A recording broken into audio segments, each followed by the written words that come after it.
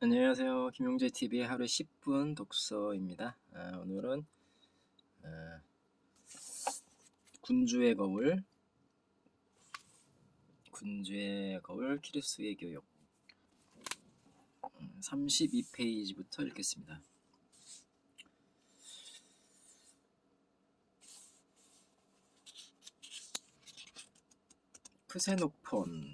크세노폰은 자신의 책 헬레니카의 마지막 부분에서 이 동족 상잔의 정쟁이 초래한 결과에 대해 담담하게 전한다.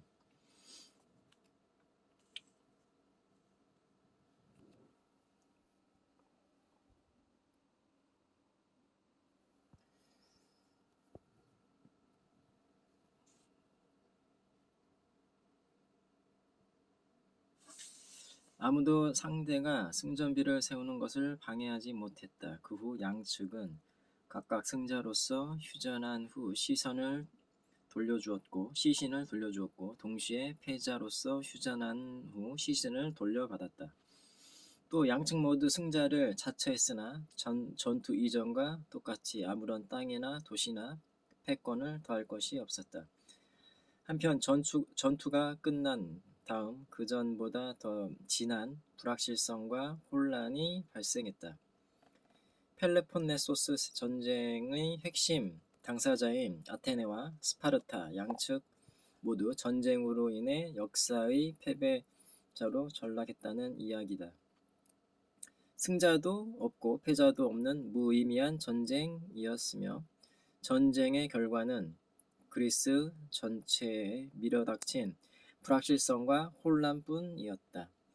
뜨거운 햇볕 아래에서 척박한 땅을 일구며 함께 살아가던 동족들끼리 서로 창검을 겨누었을 때 그리스 사람들은 한 시대의 종말과 문명의 쇠퇴를 예감했다.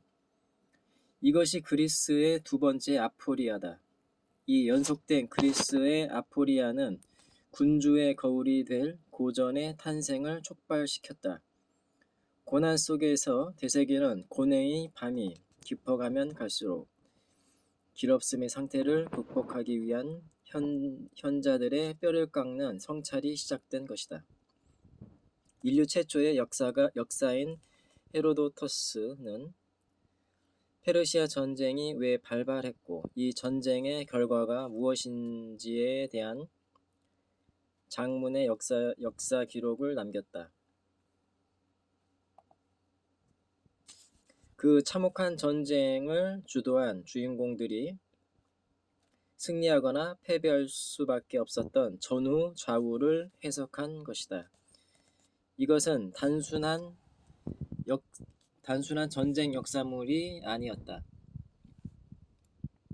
페르시아 전쟁의 당사자였던 여러 군사와 장군을 역사의 무대로 직접 소환해 그들에게서 무엇을 배우고 또 무엇을 배우지 말아야 하는가에 대한 성찰을 유도한 것이다. 헤로도토스에 이어 다음 세대의 그리스 역사가로 활동했던 투키디데스도 펜을 들었다.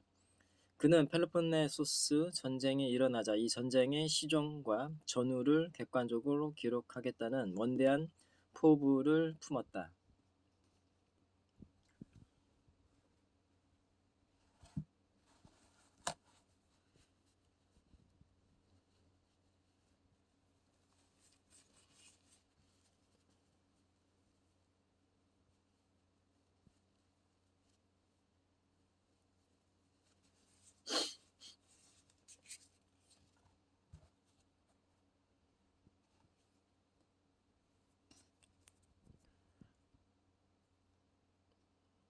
비록 전쟁의 최종 국면까지 기록하지는 못했지만 투키디데스는 왜 아테네가 스파르타에 패할 수밖에 없었는지 그리고 아테네를 몰락의 길로 들어설 수밖에 없게 한 리더의 문제에 대해 정확하게 분석했다.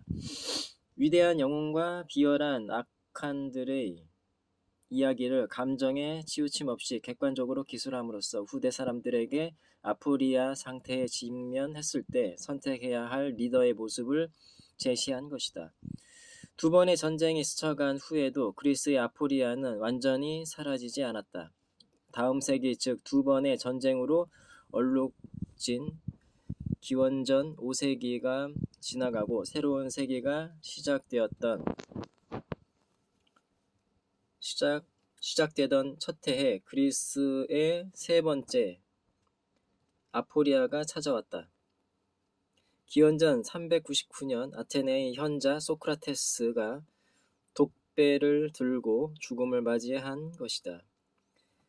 아테네라는 도시가 철학에게 첫 번째 범죄를 저지른 사건이었다. 세계 4대 성인 중 한 명이며 어떤 사람들에게는 서양 철학의 아버지라 추앙받는 소크라테스가 아테네 사람들의 저주를 받으며 죽음으로 내몰렸다. 그리스의 세 번째 아포리아는 과거 두 번의 전쟁처럼 외부 요인으로 인해 초래된 것이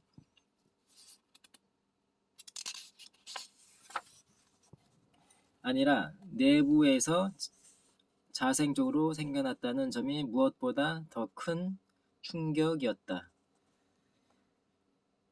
많은 그리스 사람들이 이 자생적인 아포리아로 혼란에 빠졌고 특히 소크라테스의 제자들은 이 절체절명의 상태에서 신음했다. 소크라테스는 투교의 산파술로 아테네 청년들을 사유의 아포리아에 이르게 하는 것으로 유명했다. 그에게 아포리아는 무지의 자각디에 이어지는 새로운 깨달음을 위한 절차였다.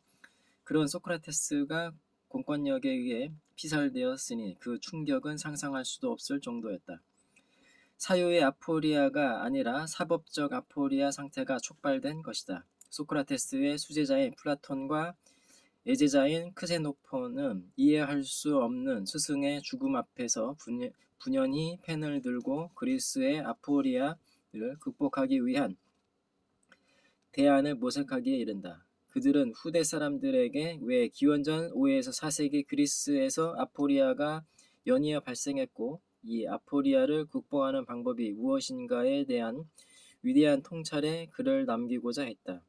그들이 쓴 책이 바로 국가와 키로스의 교육이다. 장차 군주의 거울이 될 불세출의 명전은 이런 배경에서 탄생했다.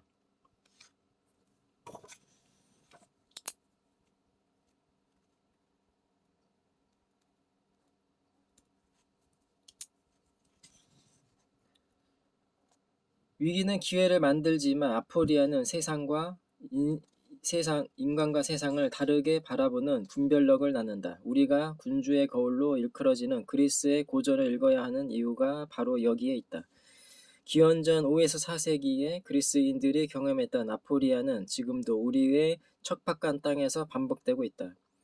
인류의 역사가 시공간을 초월해 반복된다는 역사적 일반론을 지지하지 않더라도 고대 그리스의 역사적 경험과 한국의 현대사가 보여주는 유사성은 놀라울 정도다.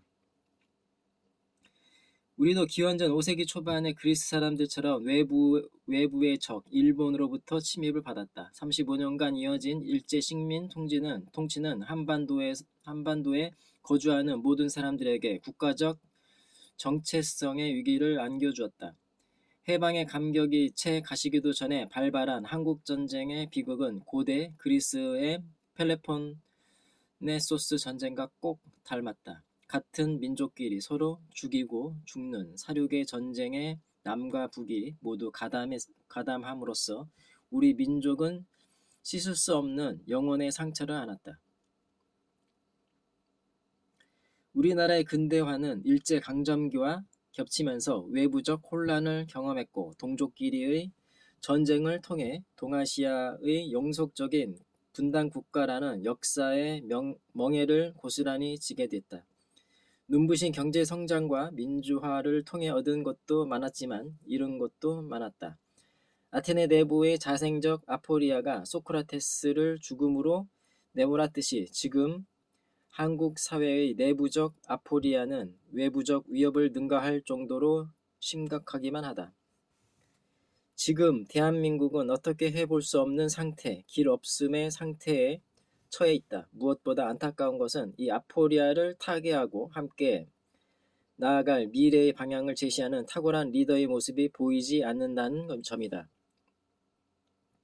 아포리아 시대의 인문학은 당위정처럼 겉만 달콤한 힐링의 도구가 되어서도 안 되고 진영 논리에 사로잡힌 이데올로기 비판의 잣대가 되어서도 안 된다. 우리가 처한 아포리아는 너무도 치명적이고 심각하므로 이 시대의 인문학은 군주의 거울인 그리스의 고전으로 돌아가야 한다. 비난의 손가락을 타인에게 겨누지 말고 먼저 거울에 비친 나 자신의 솔직한 모습을 성찰하자는 것이다. 그리고 함께 힘을 모아 어서 빨리 길 없음의 상태에서 벗어나야 한다. 기원전 5세기의 그리스의 충격과 절망의 아포리아가 있었기에 그 땅에 찬란한 문화가 꽃필 수 있었던 것처럼 오늘날의 이 시련과 절망의 땅에서도 새로운 희망의 싹을 틔워야 하지 않겠는가. 예, 오늘은 여기까지 읽겠습니다. 감사합니다. 김용재 TV였습니다.